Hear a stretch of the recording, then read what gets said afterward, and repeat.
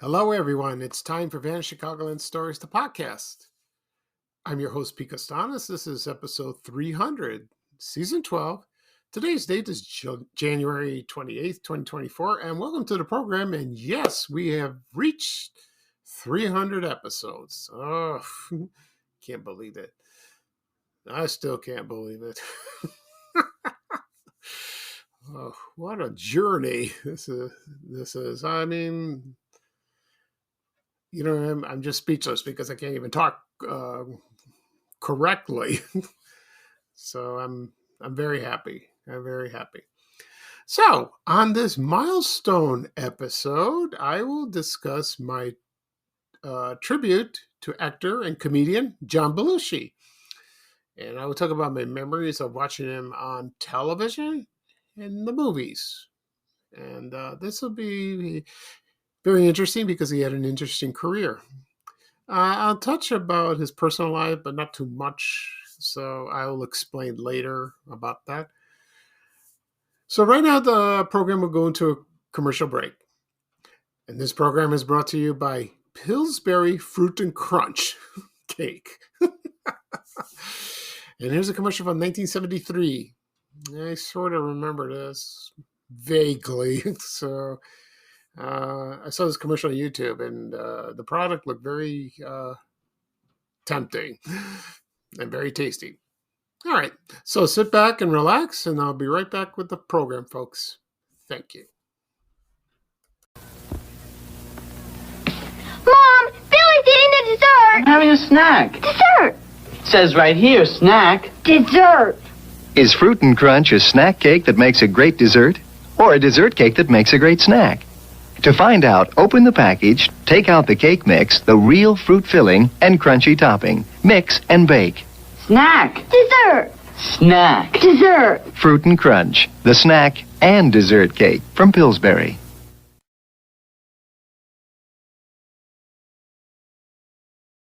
TIAA is on a mission. Why? Because 54% of Black Americans don't have enough savings to retire. So in collaboration with big-name artists like Wyclef Jean, TIAA released Paper Right, new music inspiring a new financial future. With 100% of streaming sales going to a nonprofit that teaches students how to invest. Stream Paper Right now and help close the gap. Okay, everyone, I am back. I hope you enjoyed the commercial for Pillsbury Fruit and Crunch cake. The kids are going back and forth. It's a fruit. It's a snack. It's a fruit snack cake, whatever. To me, it's a snack. To me, it's a dessert. It doesn't matter. It's anyway. I remember this product. To much surprise, I remember it. So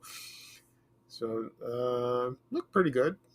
Right now, we got granola, bars filled with fruit and all that, and snack bars.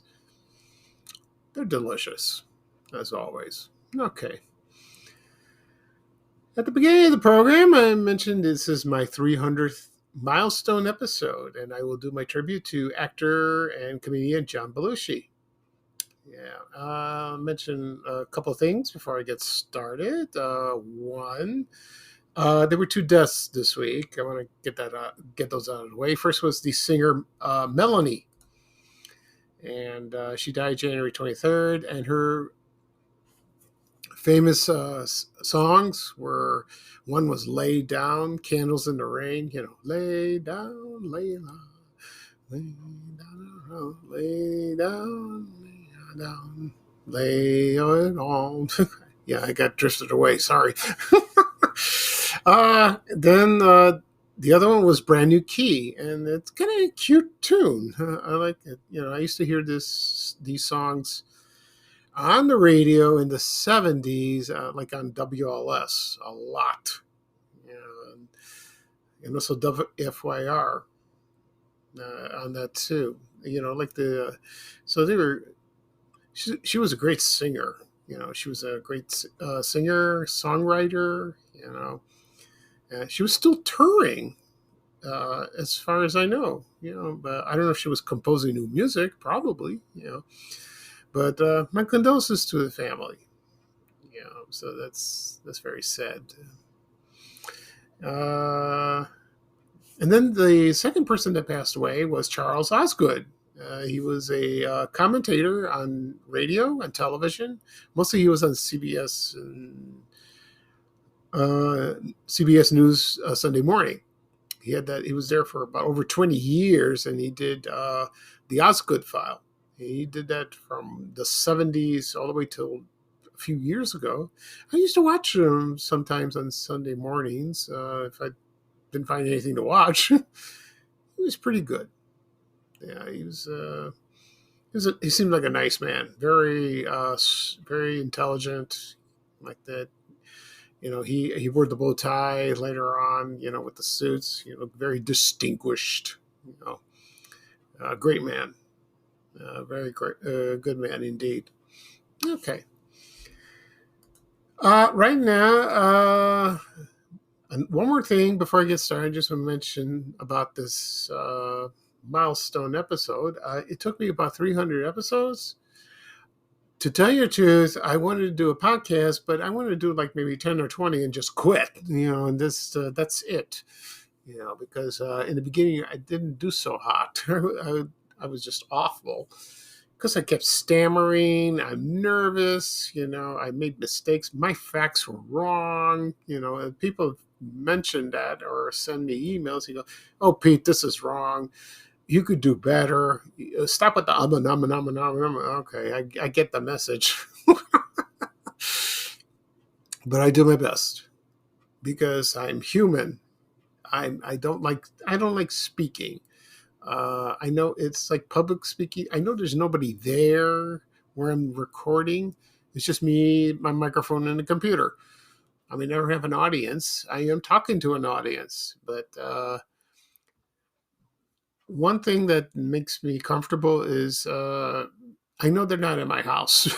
they're not here, but they can listen every word that I say, and that's nice. But I also get compliments, very nice ones indeed. They listen to my podcast on the radio, like on Spotify, any apps, Apple Podcasts, Google Podcasts. Also, I don't know if I'm on satellite radio. Maybe. I think I was, or were, or am. I don't know. No, I have no clue. So, but I can't believe I reached 300 episodes so far. I've started this in March 2021.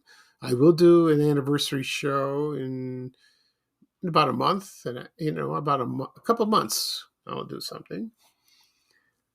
And what's so beautiful about this podcast is about Chicago and its history, and there's so much to talk about.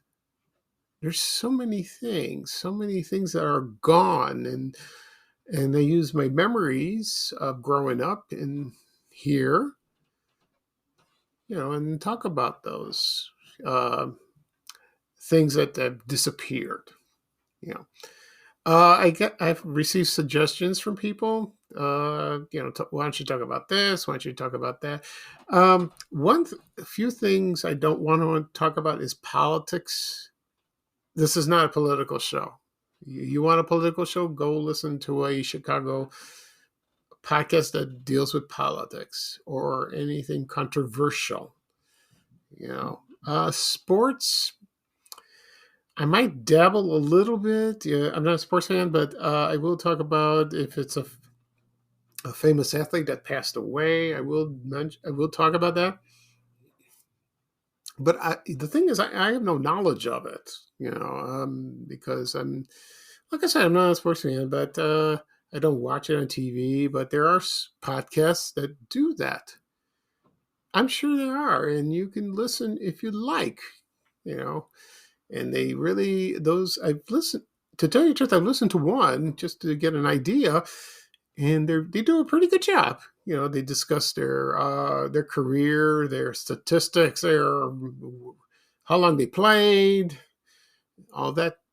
They're awesome. They really are. I thank them for that. But me, it's just things that have disappeared in Chicago. Like stores, banks, restaurants, bakeries, you name it. And also like famous people, like for example, John Belushi. I will talk about him because he was born here in Chicago, and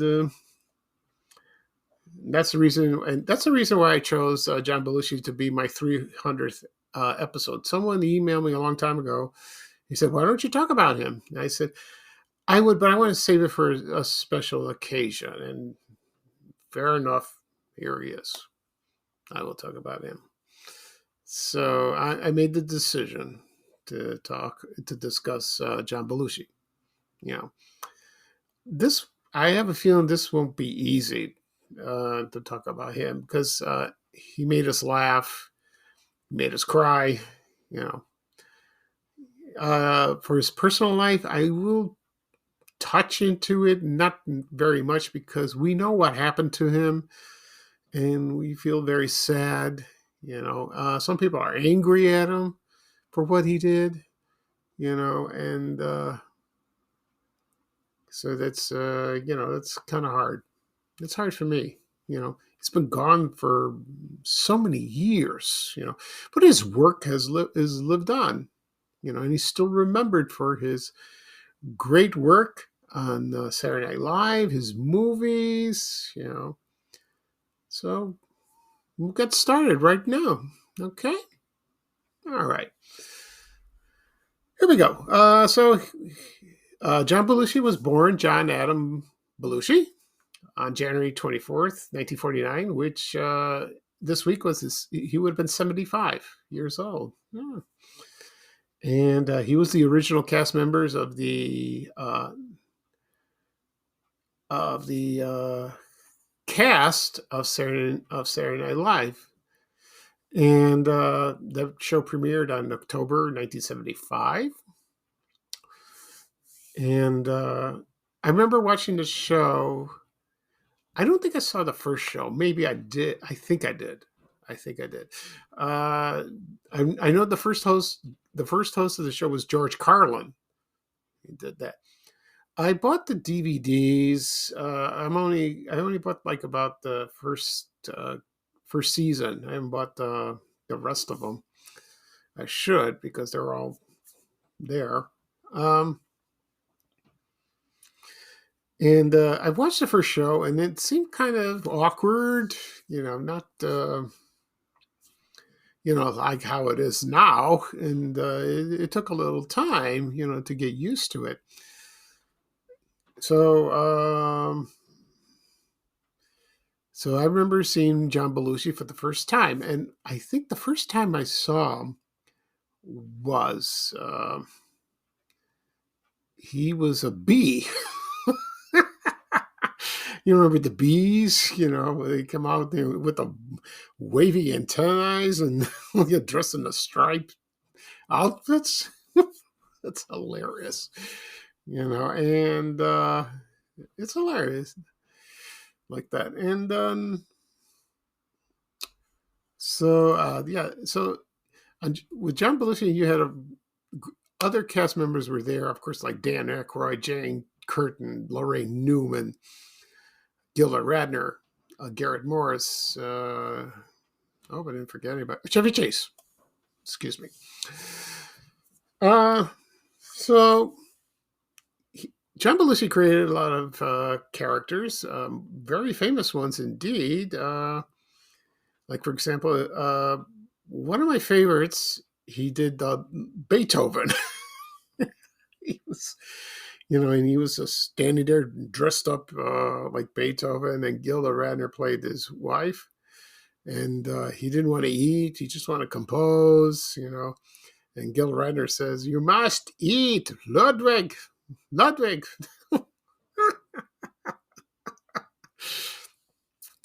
And then he starts composing, something classical, and then it turns out to be something like rock and roll. I remember one; it was like one from My Girl from the Temptations. And then one time he put on some dark glasses and he became Ray Charles. That's hilarious. That is so funny. And and then he did a Weekend Update. He was like a guest commentator, and he would start slowly talking about something, with Jane Curtin or with Chevy Chase, and then he would just get off the rails and just went berserk. Like the passion came instantly. It's like whoosh, and just like that. Yeah, it's interesting. Let me talk about his personal life first, where he grew up and how he got started. He grew up in Chicago, Illinois. His father owned a restaurant. Yeah, I didn't know that. He owned a restaurant called the Fair Oaks, and that was on North Avenue. I don't know where in North Avenue it was, And then, let's see, their parents lived in Humboldt Park, which is fine. His mother, Agnes, was a pharmacy worker, and then she was born in Ohio. And their parents were Albanian, like that. And then they moved from Humboldt Park to Wheaton, Illinois, and that's where he went to school. He went to high school, along with he had two brothers, Billy and Jim, and sister Marion. We all know Jim Belushi, of course. And then that's where he met his wife, Judy Jacqueline. He met her. In 1965, he formed a band called the Ravens, and they recorded one single called "Listen to Me Now, Jolly Green Giant." I never heard this record. Maybe it's out there on YouTube. I hope it is. I don't know. Yeah, but that was like a long time. And then he enrolled in the College of DuPage up in Glen Ellen, Illinois, and then attended University of Wisconsin for just a year, not much.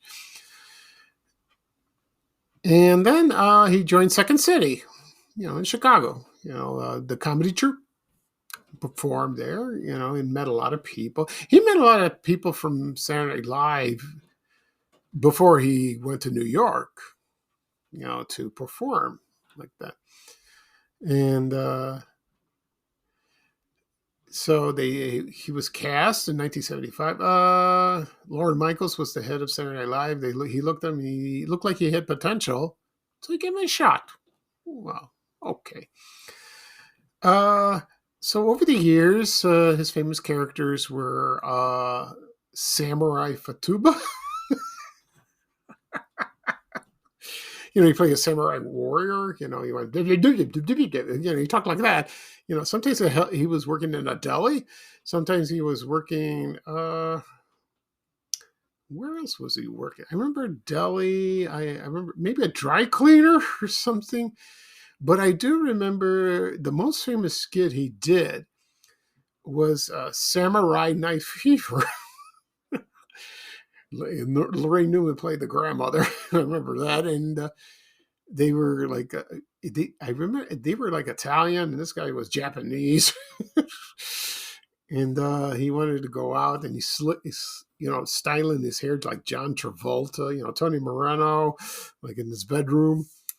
And then he went to the disco, and he's dancing up a storm, and he was like, and then they played the "Staying Alive," in the background, and it was called Samurai Night Fever, which I thought was the funniest thing I ever saw. It was the funniest thing he ever did. It was awesome. It was great. Also, he did the Greek owner of the Olympic Cafe, Dionysiopoulos. Of course, I'm Greek. I can pronounce his name correctly. We all know what the famous thing that they said in the restaurant, cheeseburger, cheeseburger, cheeseburger. This is based on the Billy Goat Tavern in downtown.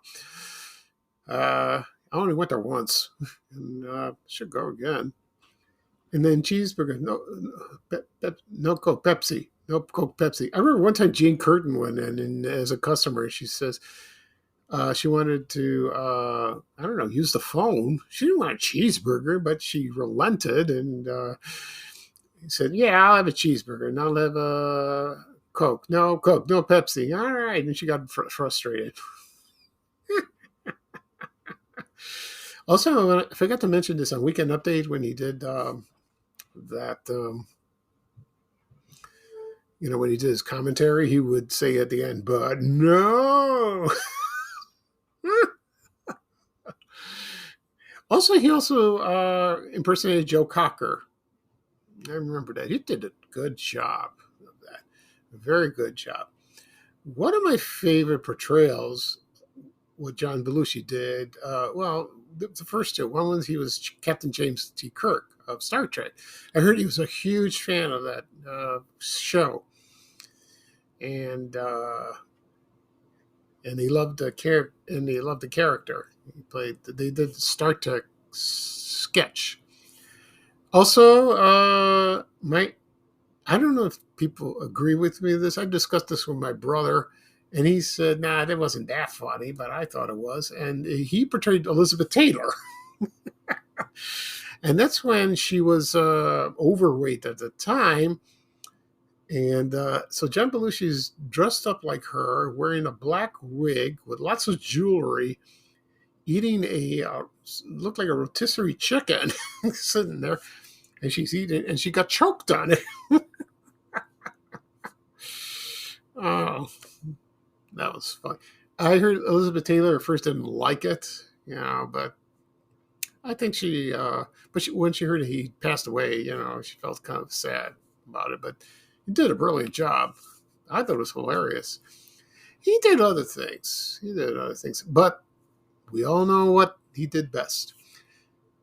He was in the Blues Brothers, yes, with Dan Aykroyd. Of course, he was there. And at first when they appeared, it wasn't that great. But then it caught on, and then somebody from Hollywood contacted him and said, "Hey, why don't you do a movie?" And they did. And so his character was Jake, and they were Jake and Elwood, the Blues Brothers. Yeah. So, and they sang a lot of songs. They made an album. I saw the movie in 1980 at Fort City Cinema. That was awesome. I like it. That movie's a classic. With the chase scene in the mall, in the city hall, and the scene with the chickens with Aretha Franklin. Or they went to Shea Paul, and Pee Wee Herman was a waiter. It's a great movie. I like it. It's I will talk about his movies in just a moment.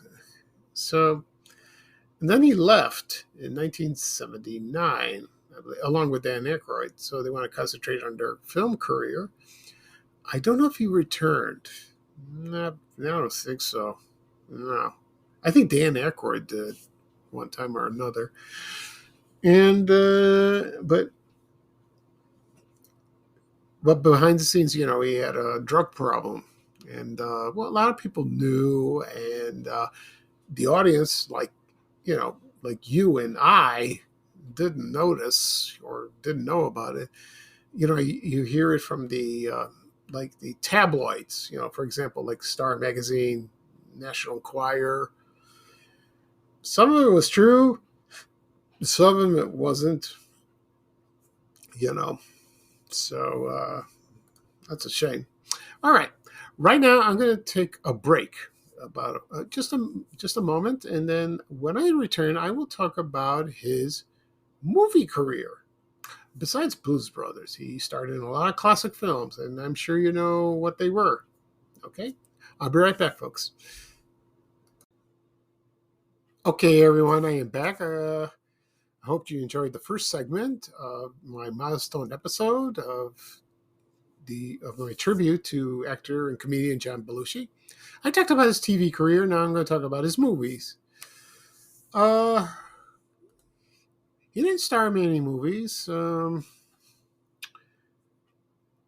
His first like role was Animal House. Now we know about this movie, and he played Bluto. John Blutarski.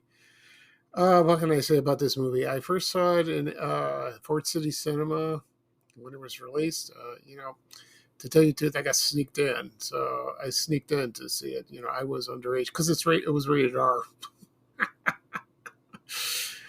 Well, a lot of friends in high school did this, so I did the same. So I forgot how we managed to do that, but we did. We went in, and when that movie came on the screen, I'm like, what is this? What is and it looked like something out of a Marx Brothers movie. It's like all these shenanigans and gross things and all kinds of jokes, and somewhere in nudity, and oh my god. But who stole the movie was, of course, John Belushi. He was not educated. He was a slob, didn't care about his future. He just made a mess of things. He just wanted to drink and have a good time. And there were a couple scenes. Well, there were a few scenes that stood out that were my favorite. One is when they were in the cafeteria and he was eating the Jell-O and he just slurped it all up. And then he went over to the table with the other fraternity. Yeah, fraternity. Yeah, they were rivals like that, and he put all these mashed potatoes in his mouth, and he became a zit, and he just and squirted out to those guys. I'm glad he did. They were obnoxious guys like that. And of course, let's see. I remember when he was climbing the sorority house. Well, get the idea. He was on a ladder, and then he saw something shocking, and he just fell. Well, it was just a woman undressing, so that's what it was. And then, oh yeah, and of course the toga party. He's yelling toga, toga, toga. And one scene, I don't know if everyone remember this. It's like when you had Flounder and Pinto, played by Tom Hulse and Stephen Furst. They want to join Delta House, and they go through screening, and they showed on a projector. And once they showed Flounder, because he was a slob, he looked like he had no self-esteem. When they showed him on the screen, John Belushi's character went like this, ah! And then they all threw beer bottles at the screen.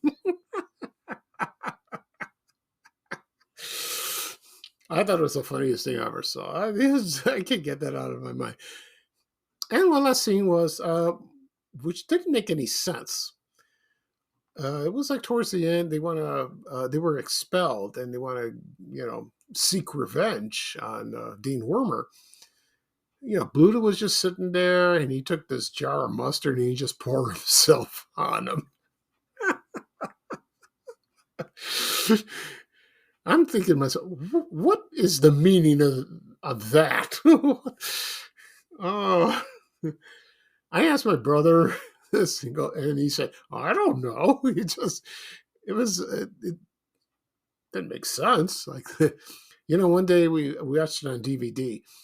My mother watched it with us, and she thought it was stupid, this movie, but she liked it, and when she saw the scene with the mustard, and she said it in Greek, look what he's done to himself. It's funny in Greek, trust me. That's a classic movie. Yeah.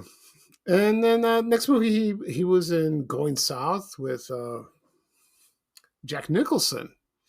I've seen that movie once. It was okay. He was pretty good in that. Also, he did. Here's a movie he starred in that I totally forgot, and it's called Old Boyfriends, and that was a movie, and it starred Taylor Shire, Keith Carradine, John Houseman, and Buck Henry, and it was a drama. I remembered this. They were releasing this in the theater. I remember the promos, but I never saw it. So now I'm curious. I hope I can find it and watch it and see how John Belushi played. Because how he plays dramatic roles. Because maybe he's versatile. I guess he is. Okay, the next one is 1941. I saw this movie in the theater at Fort City Cinema with my brother. It wasn't a big hit, but it had an all-star cast. I thought it was hilarious in the movie, but doesn't really hold up very well. But it's kind of a classic. Steven Spielberg directed it. So I remember the posters. They showed John Belushi on it right outside the cinema. And, of course, the next movie is The Blues Brothers. And John Belushi portrayed Jake